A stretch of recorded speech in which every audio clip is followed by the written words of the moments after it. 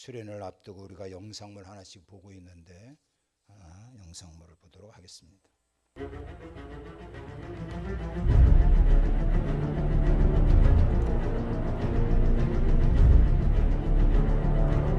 자꾸 수련회 가라고 하는 것은 무슨 이유가 있는 거야. 이유가 요새 자꾸 교회에서 영상 들어주는 거 다 수련회나 연관이 있는 거야. 이게 싹 다 예수님이 오고 나서 생긴 일들 아니야.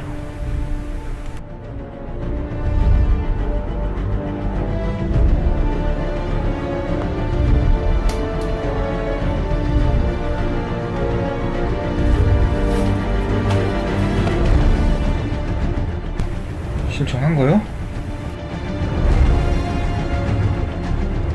하면 했지.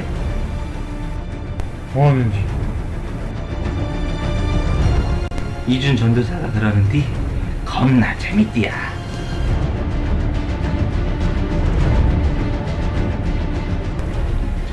자네 받아야 되는데 안 받은 거 있지. 예수는 성령을 던져본 것이고 자네들은 그것을 확 받아본 것이야.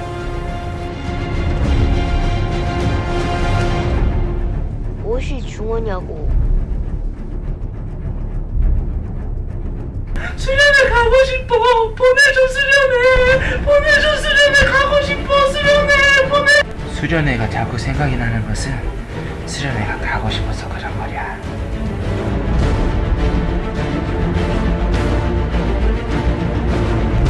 내 눈가를 직접 맞았습니다. 가자.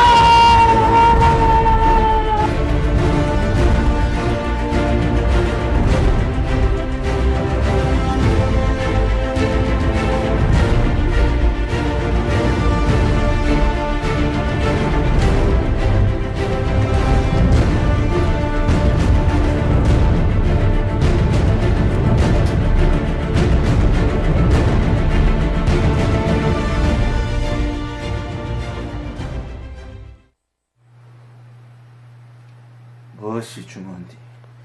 무엇이 중요하냐고.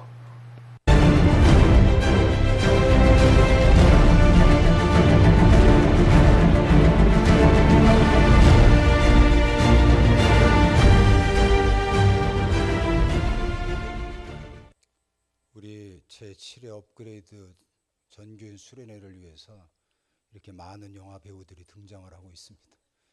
기대도 좋고 여러분들 꼭 참여를 부탁드리겠어요.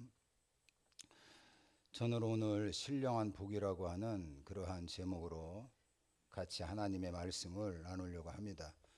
본문 말씀은 에베소서 1장 1절로부터 12절이 되겠어요. 노또와 같은 재혼, 70대 남편 사망, 100억 재산 상속이라고 하는 기사를 본 적이 있습니다.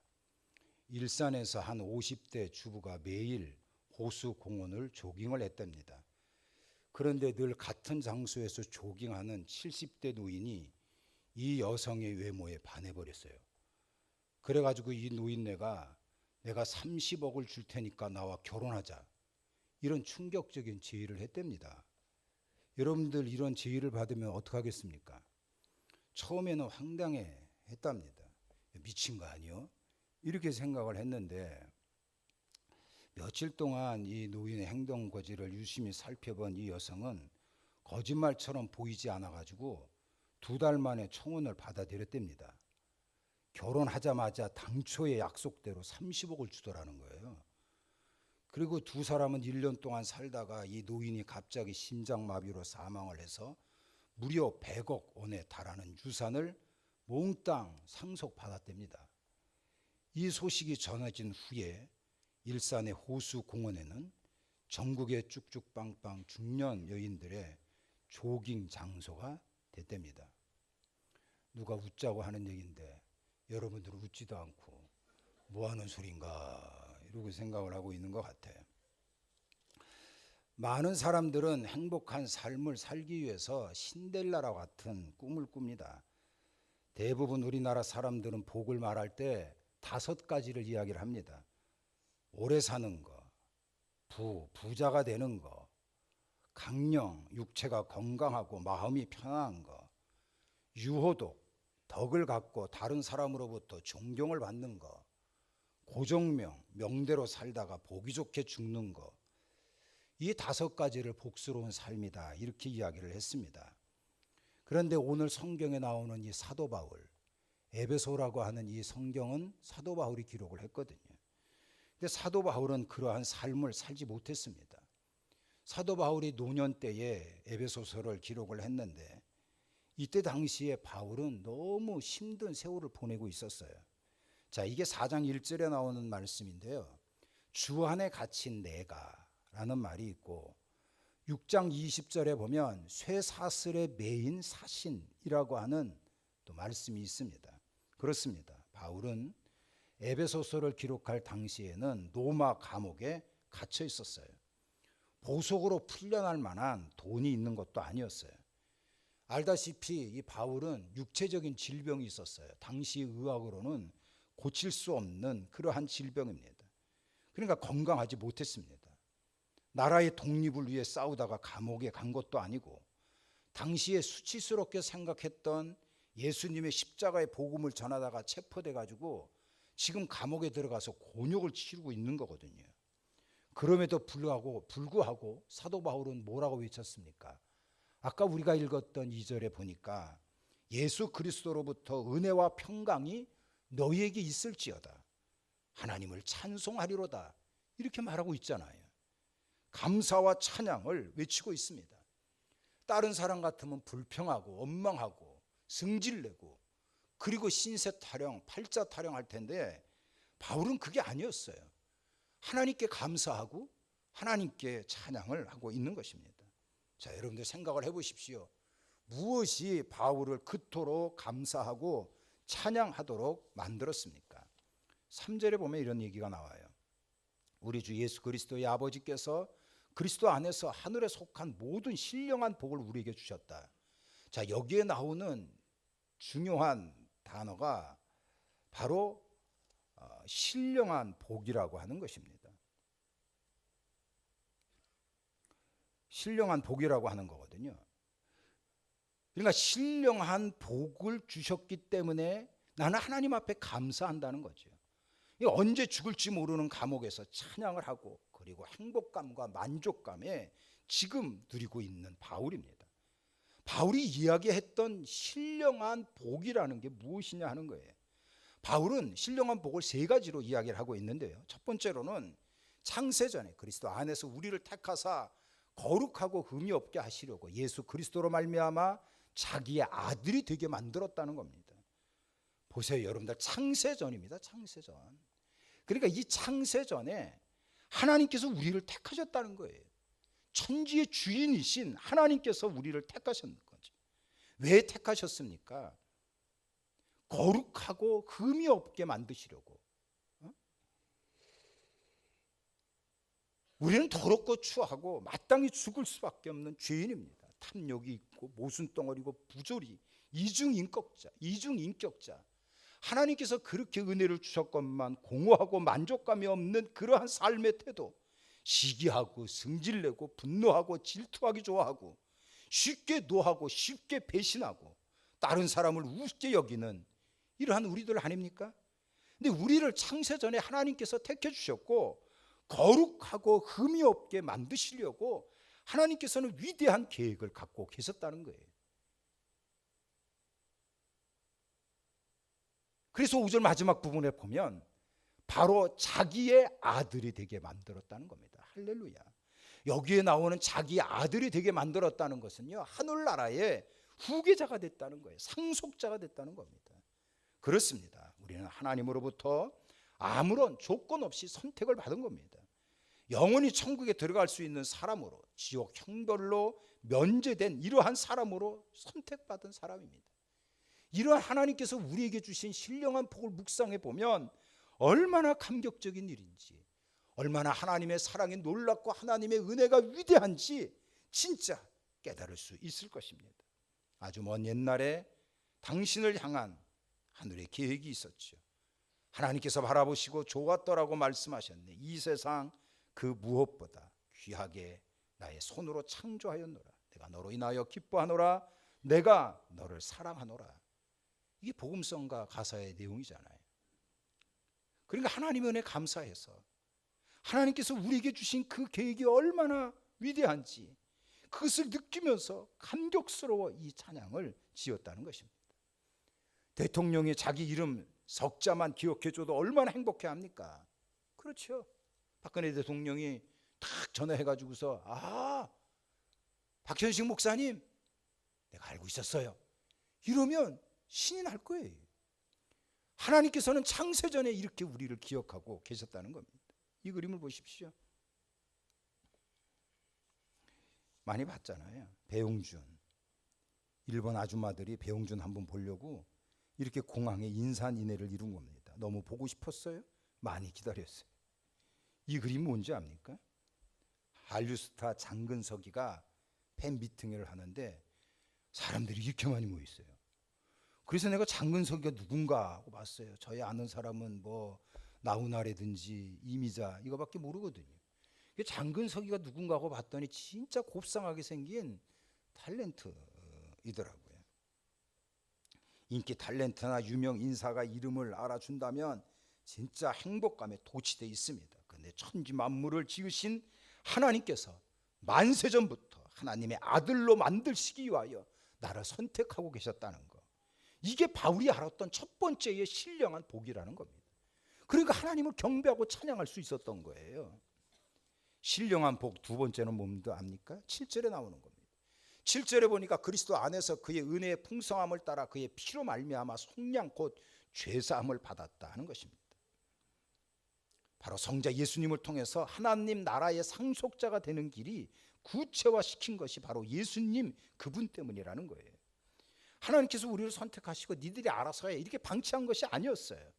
예수 그리스도께서 십자가에 달려 돌아가심으로 말미암아 내가 하나님 나라의 상속자가 되는 이러한 풍성한 삶을 구체적으로 만들어 주셨다는 겁니다.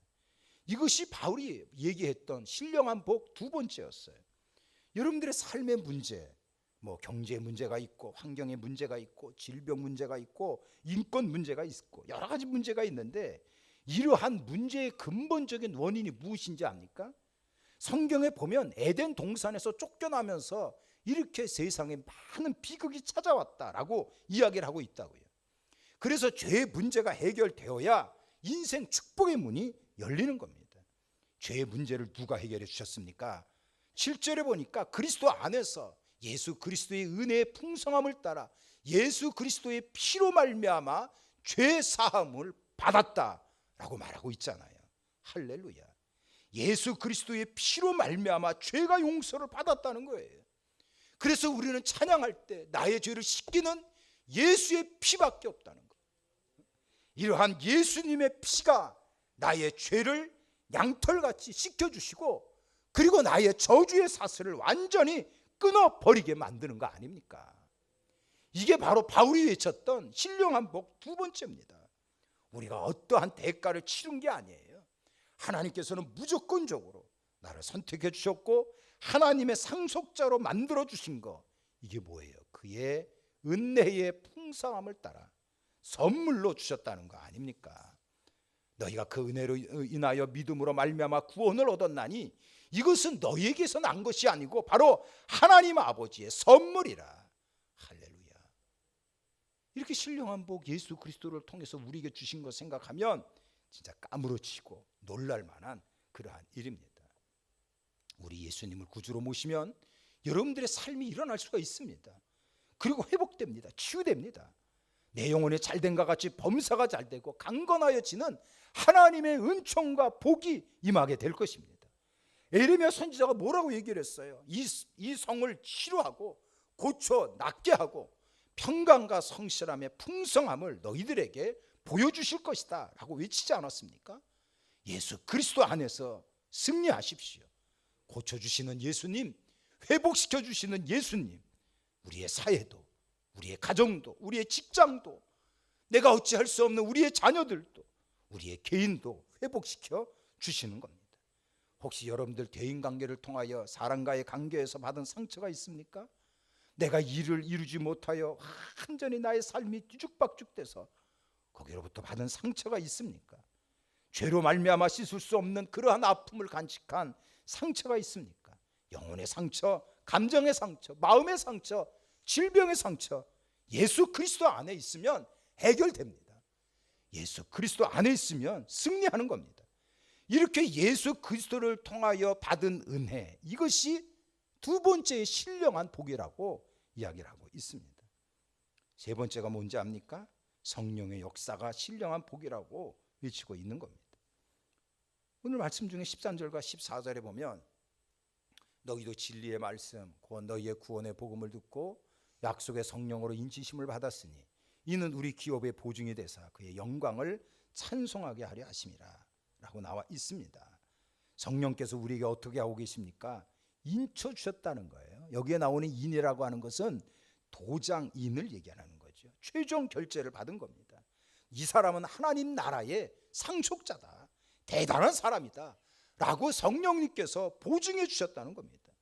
성령 하나님께서 보증해 주셨으니 악한 마귀가 감히 접근할 수가 없는 거예요. 성령님께서 이 사람을 보증해 주시는 거 아니에요. 성령님께서 이 사람은 확실하게 하늘나라의 승리자라고 하는 그러한 역사를 우리에게 보여주셨으니 어떻습니까? 우리는 감사와 찬양과 영광을 돌릴 수밖에 없었던 것입니다. 여러분들 회복 불가능한 것처럼 보이는 어떠한 문제덩어리라도 성령의 강력한 역사가 임하면 깨어집니다. 고치지 못하는 이러한 성격도 못된 습관도 감당할 수 없는 빚덩어리도 순식간에 성령님이 함께 하시고 길을 보여주시면 해결될 줄로 믿습니다. 이것이 바로 성령께서 주시는 세 번째의 신령한 복이라고 말씀하고 있습니다.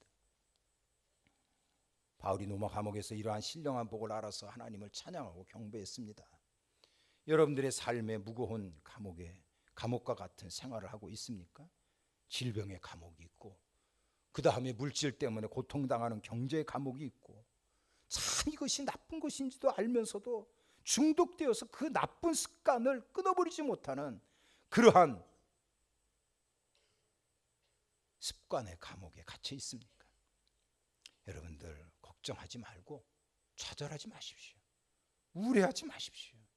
우리는 이미 신령한 하나님의 복을 받은 사람들입니다. 하나님 아버지께서 여러분들을 하나님 나라의 후계자로 삼아주신 거 아닙니까?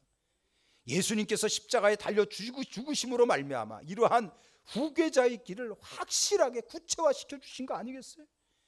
성령님께서 이 모든 것을 보증해 주셨고 그리고 하나님의 상속자라고 하는 것을 인쳐 주신 겁니다. 내 힘으로 어찌할 수 없는 것들 성령의 역사로 강력한 하나님의 능력으로 해결되어지도록 역사가 임하게 될 것입니다. 이러한 신령한 복이 우리에게 임했으니 여러분들 다 함께 하십시오. 그리고 하나님의 자녀라고 하는 그러한 자긍심을 가지고 자랑스럽게 살아가십시오. 그래서 더욱 신령한 복 가운데 신바람 나는 일들이 하늘과 땅의 역사를 마음껏 누리며 살아가는 풍성하고 권세 있는 그러한 자가 되기를 우리 예수님 이름으로 축원합니다. 축원합니다.